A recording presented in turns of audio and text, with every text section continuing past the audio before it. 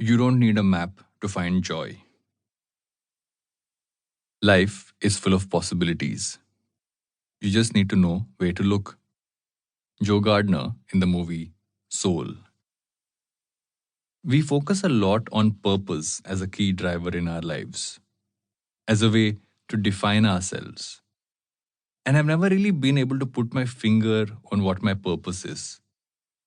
I've tried to do everything from reading about defining purpose, finding frameworks, attending courses and workshops, even a brief attempt at looking inwards for purpose during my therapy sessions.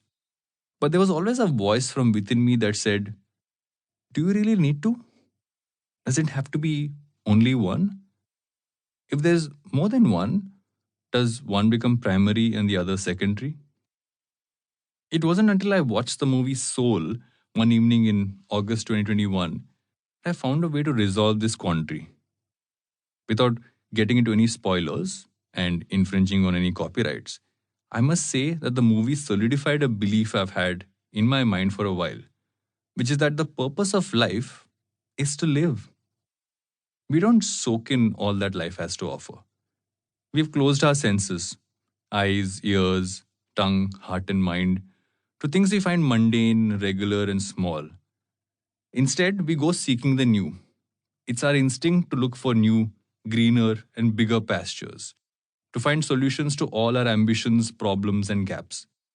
But most of the time, the true answer to these lies in the things and moments we take for granted, in the forgotten and the old.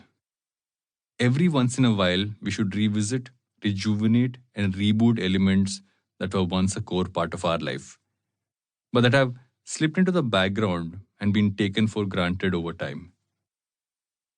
Early in my entrepreneurial journey, I had set myself a goal of retiring by the time I was 45. I was going to start the cliched bar on the beach. I began working so hard and with such focus that every holiday, experience, and moment was overshadowed by my purpose of building the company we had set out to build and always giving it the priority it needed so I could truly live life later. I was fortunate that I married someone who showed me the value of balance, breaks, experiences, and moments. I remember Pooja telling me on our first holiday together that I should try to switch off my phone, stay away from my emails, and just soak in the world around me.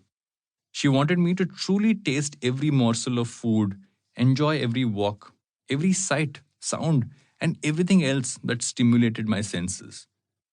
I slowly began to realize that true living comes from being able to balance life and career so that both can bring deep satisfaction.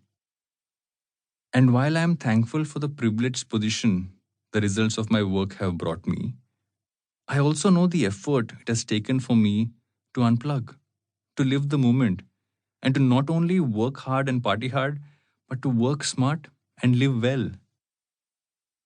I achieved this by learning to think of joy and happiness as breadcrumbs scattered around us.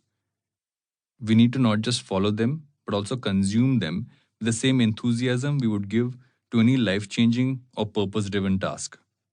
The one big moment of joy shouldn't be our end goal, but rather finding joy in our everyday life. The other day, I went for a run on the top of our apartment building in Mumbai.